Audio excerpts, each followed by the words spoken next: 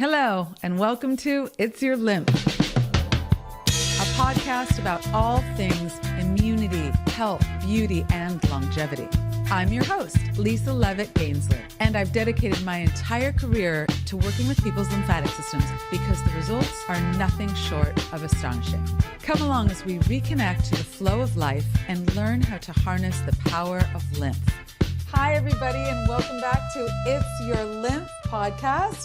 We had a little hiatus over the summer, and I am very excited to introduce you all to my next guest. You may know her on Instagram as Dr. Organic Mommy. She is Dr. Natasha Beck, who's a dedicated advocate for family health, blending her roles as a mom and an expert in psychology, neuroscience, and public health. Armed with a doctorate in clinical psychology, she specializes in pediatric neuropsychology, and she has a master's in public health focused on child and family health. Her platform on social media is a testament to her commitment to guiding families towards making informed decisions.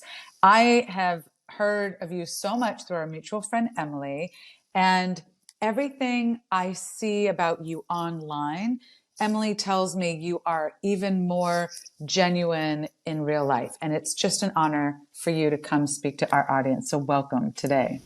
Thank you so much, Lisa. And I love that introduction. That was so lovely. I always love to start this podcast with a couple icebreaker questions. Since we know of each other, but we've never met in real life, I want to ask you, first of all, what is your favorite place you've ever traveled? Ooh.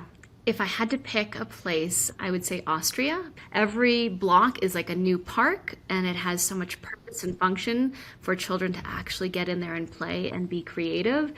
And there's just so much beauty and magic all around. I love that. I love that. You know, I so appreciate that answer because you are somebody who is so dedicated to family and raising children with health and being lovely humans in the world. And I so appreciate that your answer about travel has that kid focused. You know, sometimes when I take vacations with my family, I'm sort of like, y'all have to come along with what I feel like doing and fit into my agenda, you know, but they're older now. So they're, you know, teens. They can. Different then, yeah. Okay, next question. If your lymph could talk, what would it say?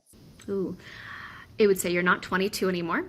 It would say you need more sleep and you think you can live off of 6 hours of sleep, but it's always better to get more. And please dry brush more because your body feels so good when you do it, and apply more body oil everywhere. I love that answer too. Why do we think lymph matters as you age? What makes you think that? Because you're not wrong, but I'm just curious.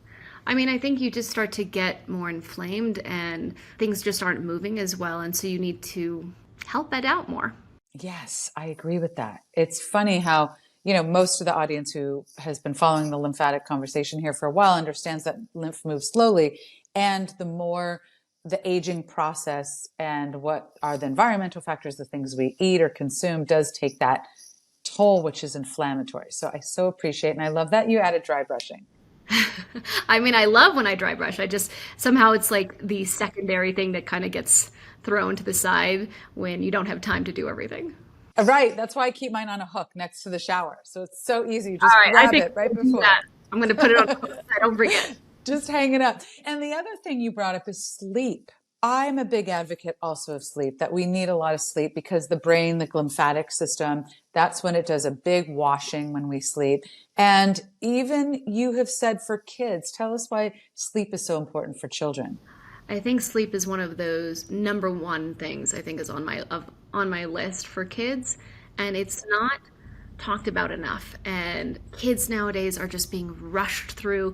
We need to have all these scheduled activities. Yes. We need to get them up earlier in the morning to get them out the door, and we're just got this fast-paced life that we don't realize with kids we actually have to slow down for them, and that way they won't tantrum as much and won't have those explosions. And then also because for kids we think, oh, well, why are they having these behavioral problems? And it's because they're not getting enough sleep. They're just so tired. And we don't recognize that kids need at least 12 to 14 hours of sleep. Yes. Let's jump into that. Understanding as a parent, because my kids are now 13 and 15, And they both exhibited behaviors very differently. One was more explosive and one was more internal. And you think the internal one isn't a big deal, but it actually can be it's something scary also if they're not expressing themselves. We have to pay attention. We have to pay attention. So what do you think are some of the factors in addition to sleep that contribute to those misbehavior or tantrums?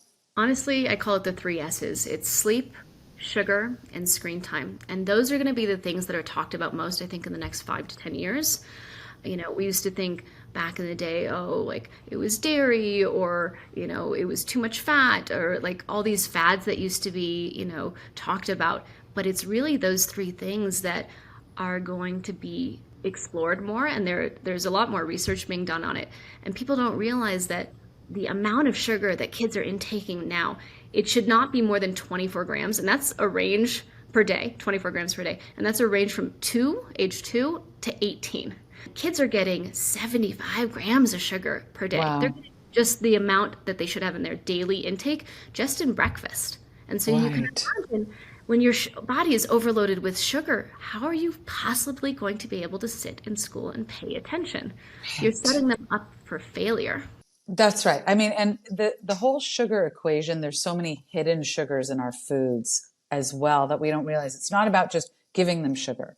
Yeah, it's not just like the typical, like what you think, candy or donuts, whatever, but there's sugar in everything. And they add it there because in the 80s, they took out all the fat to make it, and then it didn't taste good because you took the fat out. And then you added all this sugar. And now there's all these added sugars. And 3 tablespoons of ketchup is the same amount of sugar in a Krispy Kreme donut. Oh my goodness. Kids overload. I don't think I realized that with ketchup. Yeah. It's a lot of sugar. Crazy. So tell the audience a little bit about you and your experience with your own ADHD and dyslexia and how you got to pediatric neuropsychology, what you do with that big amount of knowledge that you have. What message is so important for you to get out for people? Well, I think what happened was, I was diagnosed when I was 15 with dyslexia, now known as reading disorder, and ADHD as well. And I think that helped me really understand kids more because I know their language and I know what it feels like. And so I'm able to really have that conversation with children and break it down more. And so parents often come to me and say like, oh, well, how did you come up with that language? The language you use, it really gets through to my child. And I think it's just from personal experience and knowing how to connect with children so much more. There's so much of, I think, parents and at least in California or Los Angeles, for sure, there's this parent-driven expectation on your child, but then also wanting to let them develop into who they are. And those 2 agendas can be at odds with each other, right? My husband is a teacher, and he has said, forever, like, let them figure it out. You have to let a kid fail. You have to let a kid figure out how to tie their own shoes, be frustrated. You can't just step in and do everything for them. And he sees schools that just have a tutor for this and a tutor for that just lead a kid through school without them having to fail themselves. So agree with your husband. I used to think of it like, we used to call it like the helicopter parent. And now it's the bulldozer parent, where you are just removing all obstacles for your child.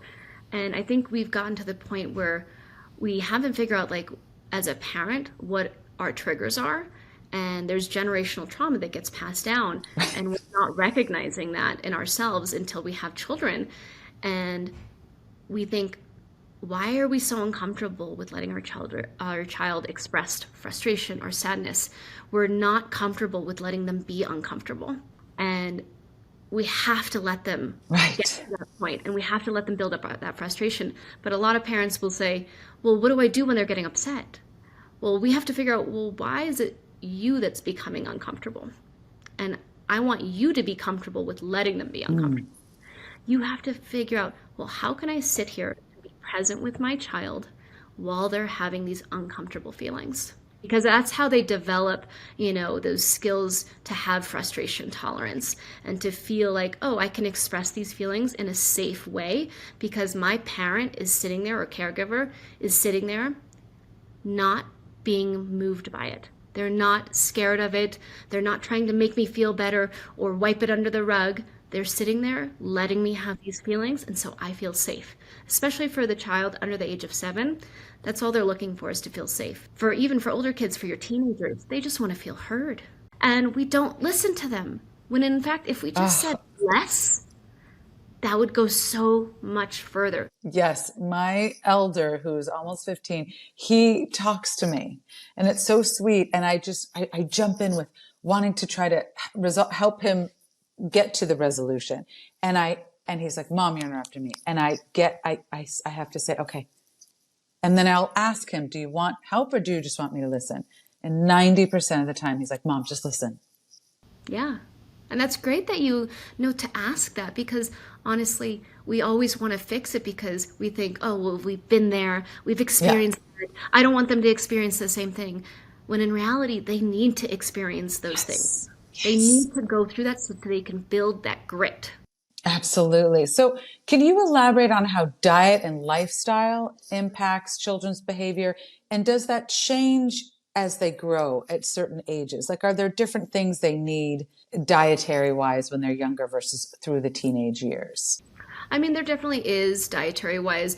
Like, there's some constants, like we aren't getting enough fiber in our diet, even early on and throughout. We're deficient in certain nutrients and minerals like magnesium, and we're not getting enough vitamin D, so we have to supplement because, I mean, we shouldn't need to, but we need to be able to go out in the sun more, but then we're loading up on sunscreen. We're getting not enough, or we're getting too much. Yes, thank you. They're drinking so much milk, and then they don't actually consume enough solids, and then their diet is just milk and maybe some, brown type foods that I call the brown foods, like the pasta, the breads, the muffins, and then there's no fiber there. And then we don't have those high quality fats either that we think, well, I don't want to have fat because that's what we were trained, back in the day, everything's got to be fat free. But I'm like, oh, no, we want that olive oil. That's good for us, especially for those little ones.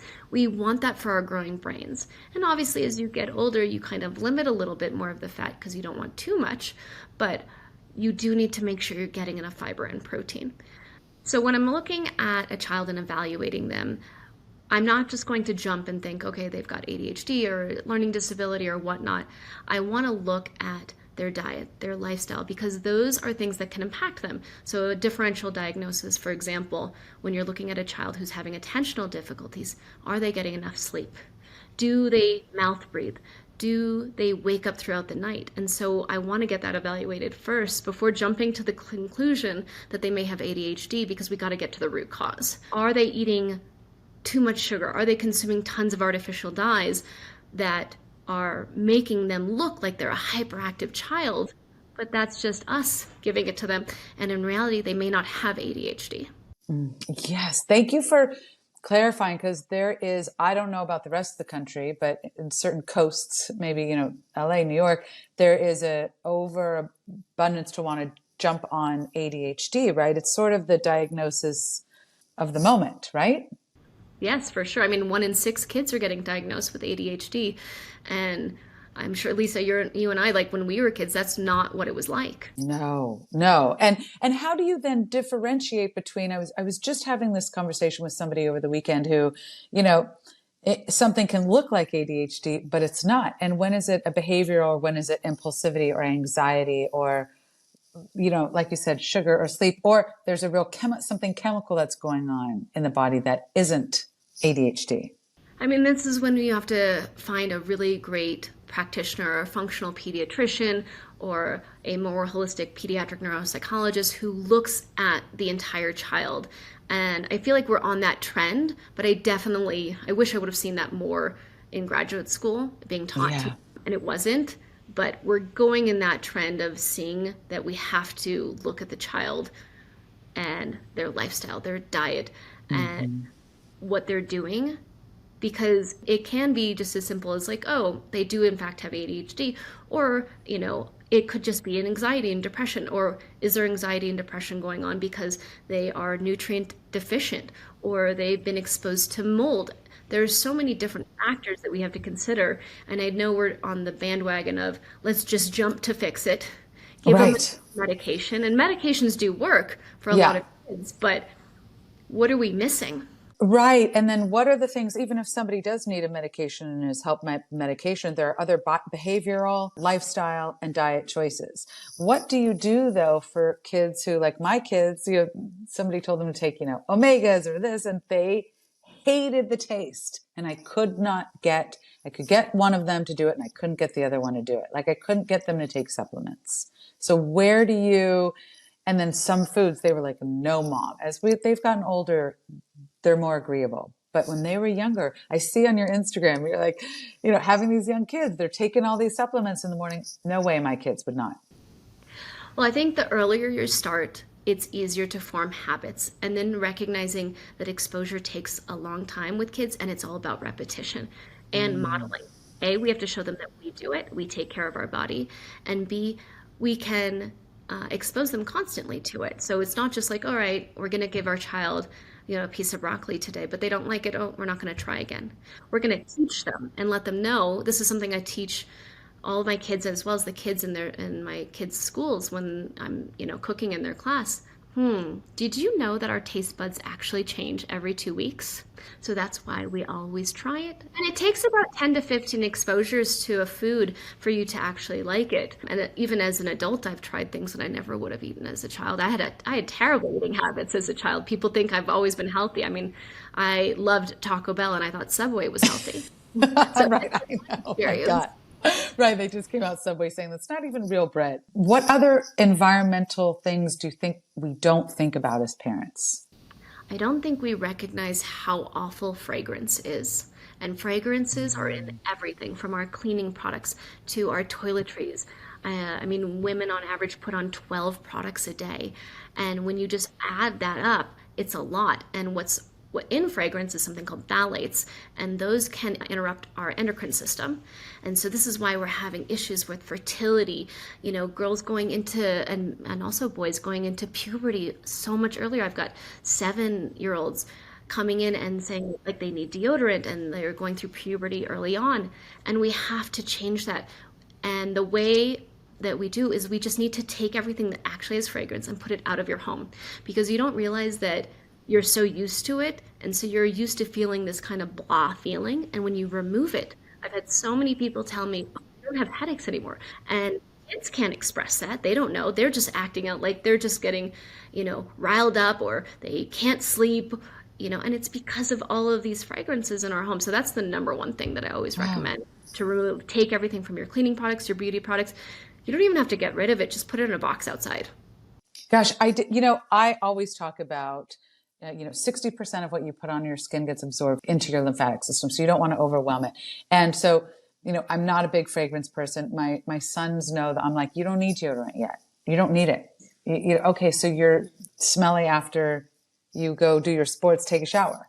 Like you don't need, you're putting it right into your lymphatic system. You don't need it. There's certain things, but there are hidden fragrances and things that even if you buy unscented soap or you buy unscented candles or you buy unscented cleaning products, they are like sugar.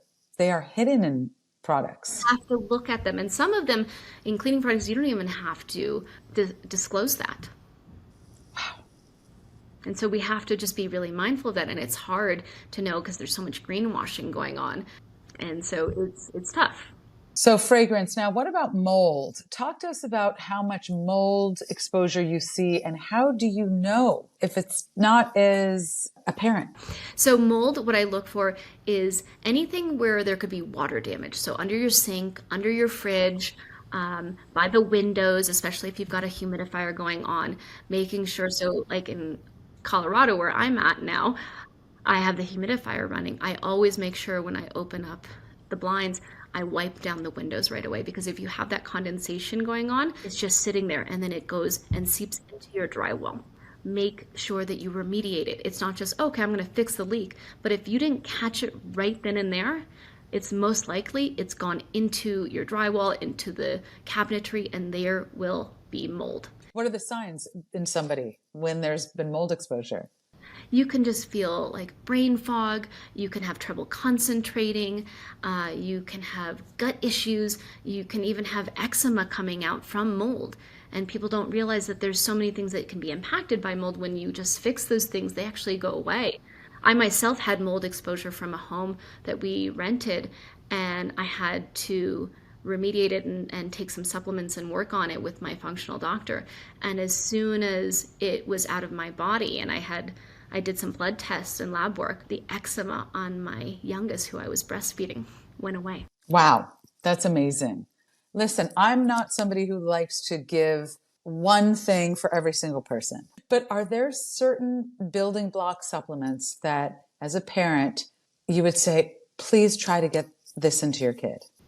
Okay, omegas, I think everybody should be taking. And for your children who don't like taking it, mix it with some Manuka honey. Just don't do it for a child under the age of 1. Okay. For kids older, I will mix it for my older 2 who now don't want the taste anymore. My younger 2, who are 5 and almost 2, are totally fine with taking it. But my older 2 are like, oh, I want the honey with it. So a little Manuka honey will mask that flavor. And I love the one from Carlson, the Carlson cod liver oil. They third-party test for heavy metals. Oh, Carlson. Okay, I don't know that one. Good to know. I'll check out Carlson. For kids, I mean, I personally take Needed. It's a capsule, a liquid capsule. And then for the older kids, it's a little bit easier to take a capsule and swallow that. And then the other thing, I don't think people are getting enough vitamin D3. Unless you're out in a t-shirt and shorts or a bathing suit all day, you're not getting that at least 30 minutes a day of sun exposure. You're constantly covered up. And I wish it wasn't so. Even like our newborn babies, we're not taking them out in the sun for like 5-10 minutes a few times a day. We're so scared to do that. And we think we have to constantly cover them up, which we do. Their skin is fragile, but they need a little bit of sun exposure. Yeah, the whole sunscreen thing it drives me up the wall, right? Didn't they ban sunscreen in Australia? Like, you have to be careful. Some of the sunscreen is just filled with chemicals. Oh, it's awful, awful. I only use Badger sunscreen personally because Okay, Badger. yeah, are so awful. Right. Okay. All right. So we've got get some sun, take some D3 and omegas. What else? And then I would do magnesium. I think so many kids are deficient in magnesium. So I will do magnesium bath salts several times a week for my kids. And I alternate with tell my son to have his bath, and then I'll put the 3 girls in a bath together so that they can kind of get some magnesium absorbed up through their skin. The magnesium is something you'll do in the bath. They're not taking the magnesium. Correct. I remember somebody was recommending a magnesium powder for one of my kids when they were just kind of acting out, like just being a little hyper. There's a great magnesium powder with an L-theanine that has a calming component as well, especially for those who tend to be more anxious. I like giving that to kids. Obviously, run it by your doctor. For kids who are like tweens, teens, and even adults that kind of need that thing at the end of the day. Moon juice makes a great one that I love. All right, so is that it? Are those like the big ones? Those are my big ones. That's what I would stick to. And sometimes you'll need like a methylated B12. That's a whole nother conversation. But does that have to do with the MTHFR gene? It does. Okay, that's what I figured. So, and what is it, like 60% of people have the MTHFR gene, something like that? It's pretty high. So are you a big fan of getting lab work done on kids?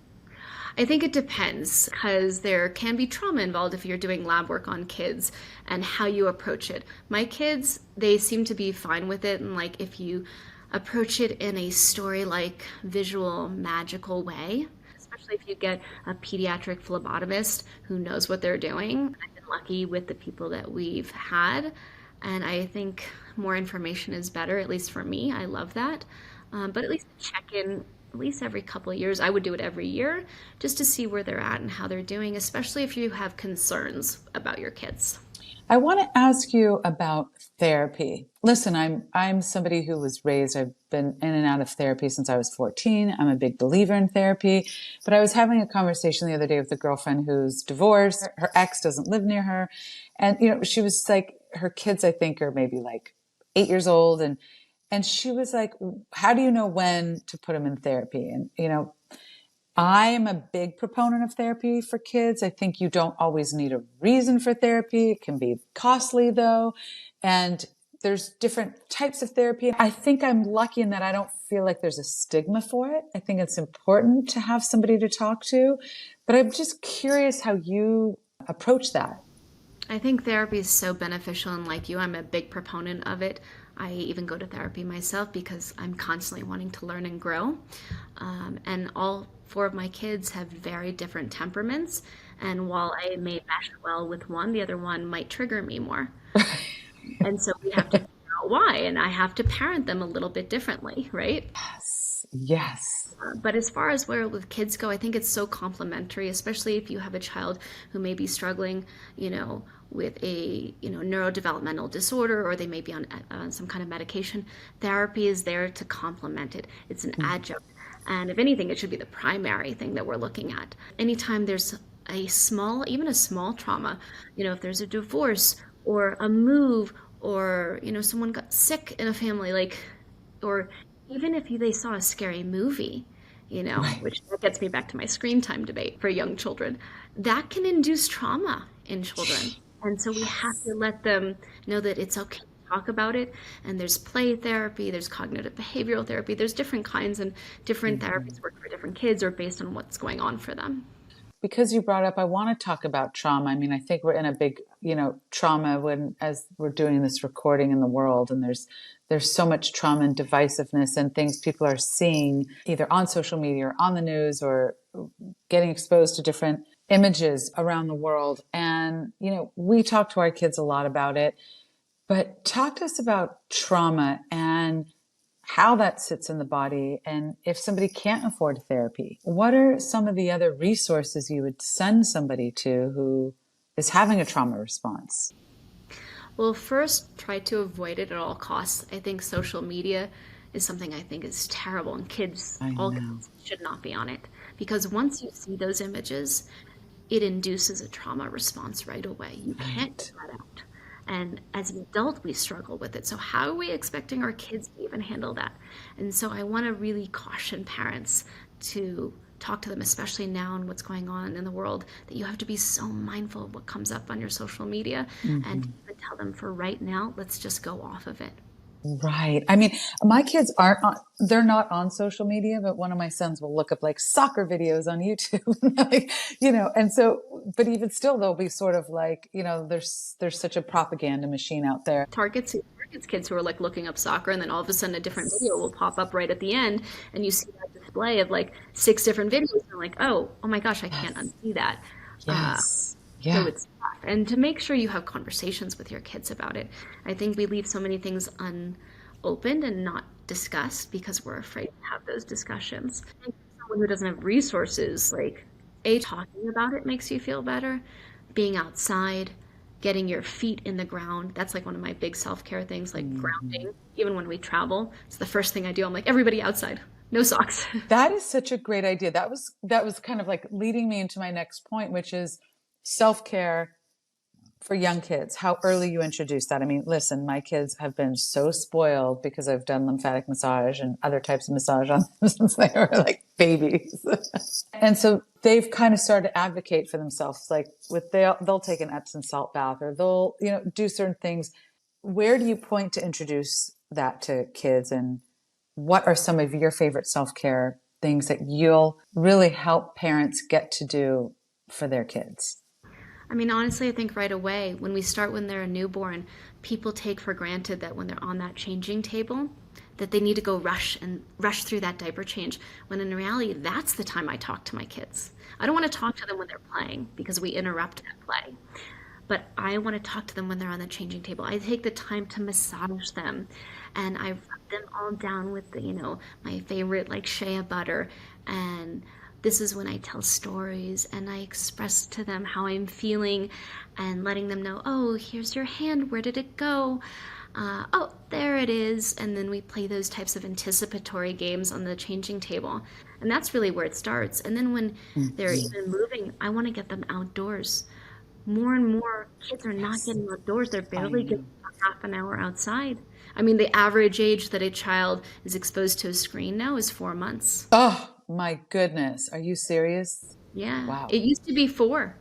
Well, yes. Oh my goodness. 4 months. We're just filling that empty silence, and we think, oh, we have to talk all the time, but I don't want to talk, so I'm going to put a screen in there and let them do it. hmm hmm You know, it's funny. I grew up in such a touchy, lovey family, and I have a friend, and he's dying at the moment, and his kids apparently didn't really hug them or tell them he loved them. I mean, I think they know they're loved, but it just wasn't something that was part of what he was raised doing, and so the kids didn't really get that from him. And I don't know how you change that in an adult. Like I had a friend recently say to me, he said, I heard that you need 8 hugs a day for your mental health. And so my 15-year-old, who has kind of stopped like wanting a hug, he is now just coming in for these big bear hugs. He's like, come on, mom.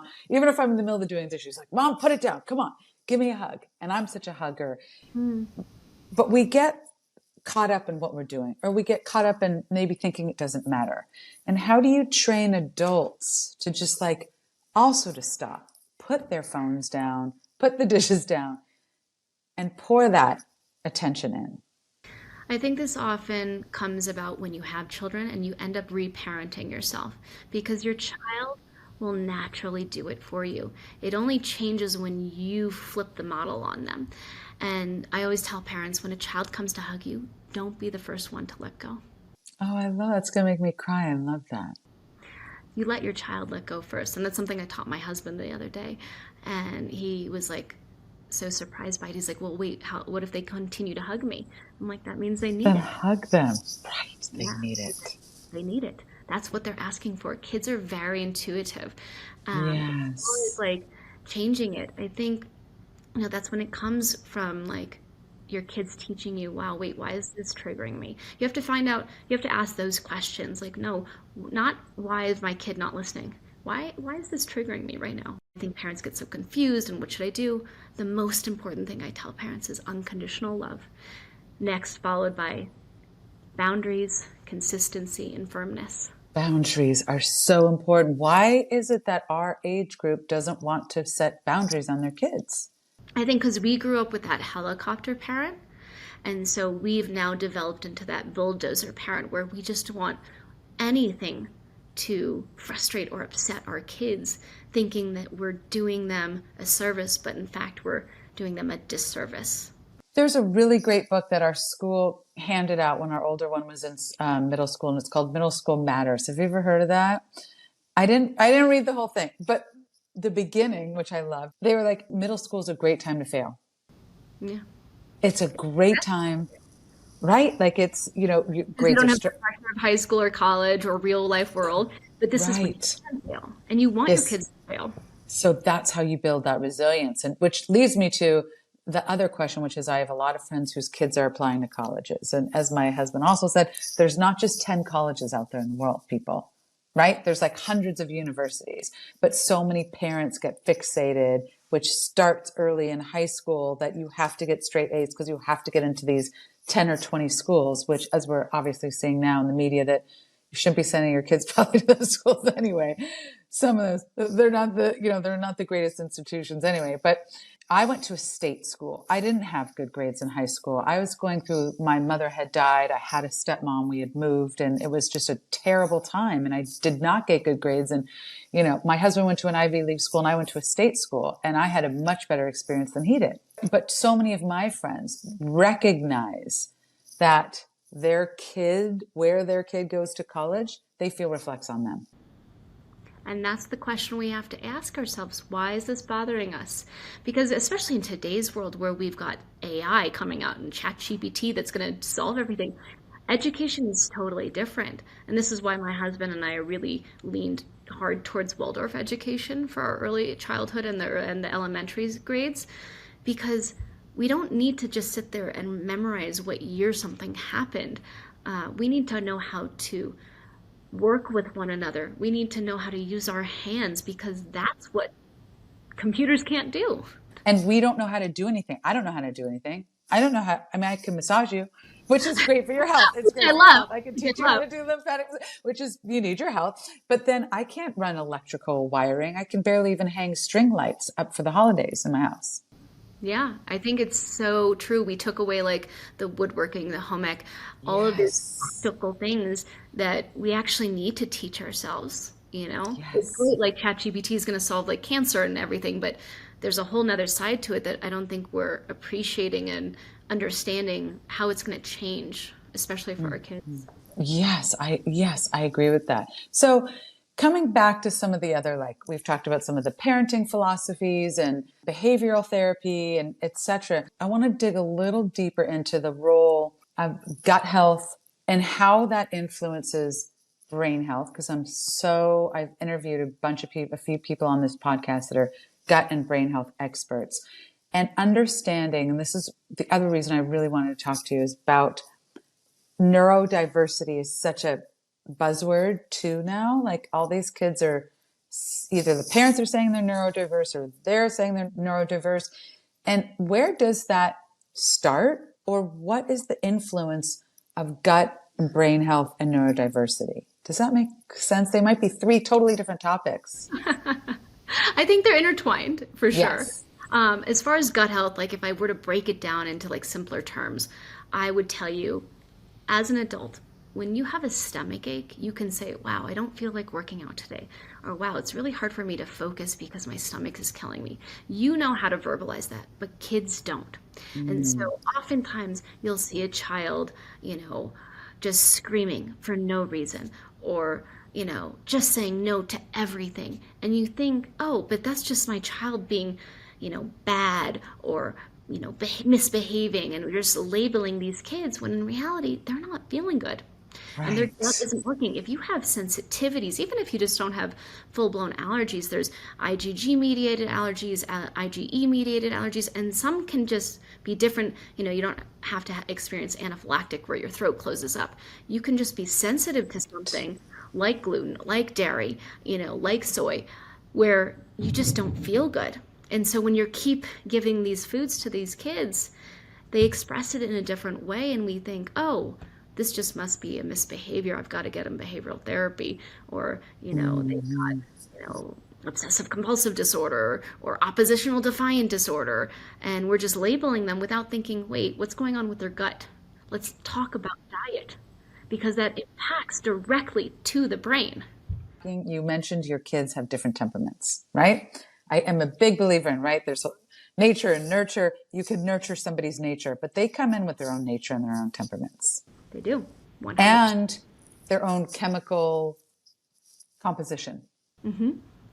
And so how can you tell what one of them needs over the other in terms of different diet or different, or do you sort of recommend the same kind of a diet for all children?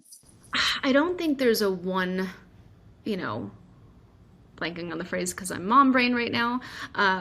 One shoe that fits everyone in terms of diet. There's a general, like, yes, I know I need to make sure my kids get enough fiber and enough protein and, enough high quality, high fatty, high fat foods. But some foods may work better for kids than others. I have one child who, when I was vegan during my pregnancy, and then postpartum did not do well with vegan. So we had to completely switch around. And then I found out I felt better afterwards when I introduced more animal protein into my diet. But she was a hardcore carnivore, and that's what made her do so well. So she can't have soy, or, she's very sensitive to legumes, and a number of other things that just didn't fit with her with, a more vegan type diet. And so we had to make adjustments, and we have to pay attention to our kids, not what they're telling us, but with what we see. We have to get to the point where we sit and observe. And for me, like, I had to spend hours doing that because I had to get certified in play therapy. And so I had to spend hours just watching kids. And I want you to practice this, even with yourself, to sit back and observe and watch and spend at least sit with 5 minutes and then build up from there where you're just sitting and watching your kids and then paying attention to yourself, journaling what you're eating, what you're doing, and how you're feeling. Because it changes day to day too. And you'll start to recognize that there's patterns there as well. Neurodiversity that I feel like is such a big buzzword right now. Well, when you think about neurodiversity from a developmental perspective, so Yes. with kids, that's where I think there's pros and cons to it. Like, I definitely love that kids are learning that they learn differently because I think Right. oftentimes we put, kids in this square hole and we're trying to fit the round ball inside and it doesn't work because kids do learn differently. And we're just sitting them at a desk where they're being lectured at, and that doesn't work for most kids, especially Right. nowadays. And that's where I get with my screen time, with my three S's. Screen time is really impacting kids because we are putting them in front of a screen at the age of 4 months where we're getting so overstimulated by all the lights, all the sounds, all the different characters, all the movements, where that's what we're used to. So when we sit at a desk, which is a more boring environment or less stimulating environment, we can't do it because the brain chemistry, Right. like our neurotransmitters, they're set up a different way. We've actually altered our brain chemistry. We can switch it back in early childhood. There's neuroplasticity to the brain, but it takes work and we have to be really purposeful in how we do it. And so I'm really hesitant to expose our kids to screens because of that, because it does change how we learn. Right. Back to the three S's: sugar, sleep, and screen. If there's anything we're learning from this conversation, I feel like those are the three that we have to keep coming back to, which is we've always limited screen time with our kids, and people have always kind of thought we were crazy. Listen, they still get plenty of screen time. But when we were younger, and we were always like vigilant about their sleep, and people were like, oh, just bring them to this party. And we're like, no, they're going to stay home. People gave us so much crap about it when we were young parents. They thought we were like nuts. It's definitely hard. And I have parents writing into me, well, how do I deal with it? What do I say? Or that means like you're not giving your kids any screen time. Like my 9-year-old, we're very mindful about it. We have family movie nights that are on the weekend, not during school days. But that's 52 weeks. That's 52 movies. Like that's a lot of movies. And if you're doing it once a week, What are some of the things that people write in and ask you about the most? a lot of it's screen time. Screen time. And then how do I eat? My kids not wanting to eat. How do I get them to change? And I think oftentimes with the eating, it's that we are not comfortable with being uncomfortable. And so we become a short order chef and just say, okay, well, I'll make you something else. I think that was the biggest argument in our house for a long time. He was like, do not do that, Lisa. And I was like, but I need him to eat. And he was like, no, dinner, there's a few choices at dinner. You got to have one of them. Yeah, and you pick it. But I think it's also about teaching our kids how to pay attention to our bodies. I think that's the biggest question I get is, well, how do you teach your kids to be educated about food? And how do you teach them to be aware of like artificial food dyes and to feel like how do we, feel when we eat them? And it's really about teaching your kids to be being attuned to their body and how they're feeling. And it's not the simple, oh, my tummy's going to hurt. Well, your tummy's not necessarily going to hurt if you eat some, red vines or whatnot. But I am going to ask, was it harder to go to sleep tonight? Did you feel like you had so many thoughts running through your mind that it was like so many things that you were thinking? Or you felt like you just wanted to jump up and down, but you felt like you couldn't stop, but you wanted to keep running. Well, those are things I think that's making our body feel differently. So we have to pay attention to what we're eating. And so if you break it down in terms of kid language where they can relate more to it, they can start to pay attention to how they're feeling when they eat certain things. That is such a great suggestion because my kids have had terrible stomach reaction to certain types of crap food that we've gotten on the road when we've had to. And so they now know that if they eat that, they know they're going to feel terrible. But to also put it in that language of, are you hyperactive? Can you not get to sleep? Are your thoughts racing? That these are these also subtle changes that you can't control that also do come from food. As an adult, we're like, oh, we kind of feel bloated or I'm tired, but kids, they can't express that, nor can they recognize what that is. We also talk to our kids about how my husband and I have both had to learn it. I was overweight as a child and my husband struggles with, he just loves eating all kinds of food and that we have had to My figure this husband out. is the same way, big foodie. Yeah, right? Like he's just like, I'll go have a taco after dinner kind of a thing, just because he loves the taco truck or whatever it is. And that we've had to learn how to modify these things as adults. So we're not trying to come down on our kids, but to teach them that we've gone through this too. Yeah. Well, I think that like it's important for your kids to see that you're not perfect, to see that you're still learning because we want to continue learning. We're never at a point where we've learned everything. We're going to make mistakes. We're not going to be perfect. So you're not going to raise kids that are perfectionists because they see like, oh, wait, my mom and my dad are still learning how to do this, or they make mistakes, or they're still recognizing, oh, well, I'm not full yet, but I'm going to snack late at night. But I don't know how that made my body feel like, oh, And then what do you do about the kids who, if you're trying to get them to eat healthy and not eat a ton of sugar, but you don't want to have them abstain because, one of my kids, he was sneaking it.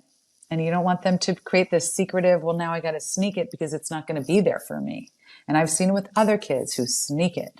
Or they'll say at the cafeteria at school, will you buy me this sugar because my mom will know if it's on my account at school? Like, what do you do about those kids to have some exposure without overdoing some of the fun sugar? well, I think it's not about restricting. I think some parents go too far and we restrict them all the way. And that's often like something I get people think, oh, I restrict my kids. I don't restrict them. Inevitably, I'm not going to be there all the time. So early childhood, that's where I take that time to really teach them. And you can still do it when your kids are teens. But what you do is say like, all right, let's have a discussion. I've noticed you've been sneaking foods. Let's talk about it together. What are you interested in trying? What are you interested in eating? Number one. Number two, why are you eating foods later at night? Maybe we're not having a balanced enough meal. Maybe we're just eating one thing on our plate, one type of food, and so it's not balanced. And so if you don't have the right balance of fiber, of protein, of fat, you're not going to feel satiated. And so you're going to want to have that instant dopamine gratification of like, I just want that quick sugar boost. Yes. All right. Lastly, before I go into my wrap up segment, because I could talk to you forever, we talked about the gut influencing the brain. I am so curious about how the brain on its own influences other behavior. I guess what I just don't know is what is going on in the brain. I study with the lymphatic system about how the lymphatic system helps with the cerebral spinal fluid, get rid of toxins when we sleep. But so there can be such a built up load in the brain. But what is also going on with the wiring of the brain that does influence behavior? We look at wiring and, those synaptic connections between neurons, which are our brain cells. A lot is happening. First 2 years of life, you have so many different connections, and there's something called synaptic pruning where you're actually removing some of those connections.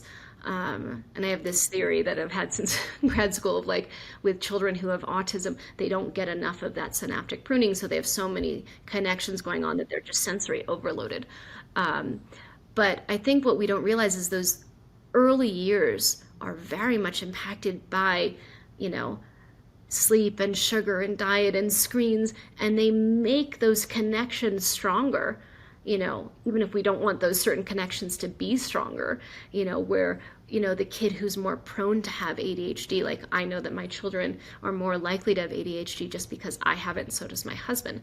And so I know that I'm going to have kids that are going to want sugar more because they're going to want those dopamine hits. So I have to be more on it in terms of how I teach my child about food and how I teach them how to take in sugar. So like letting them know like, hey, we're going to have sugar sometimes. It's not a food that helps us grow, but it does taste good, but we're not going to always eat it because we want to make sure we eat those foods that help us grow, and the foods that don't help us grow, we don't always eat it. And that way I'm not labeling it as a bad food or a good food, and then we're not getting them to bully other kids or wonder why they're eating it, but I'm not eating it. Right. Right. And so again, those early years, we have to just be mindful that those connections get strengthened with what we do, with every habit, lifestyle, diet. Those get strengthened early on. And so the more we do it, the stronger that connection is, and the harder it is to break that habit, to interfere and break that connection and start a new one. And it's possible the brain is growing until what, 23, 28? What is the age? Yeah, until your early 20s, your frontal lobe is where you got all your executive functioning. That's not developed yet. And so when we think like, oh, God, the whole executive functioning, that's a whole nother area.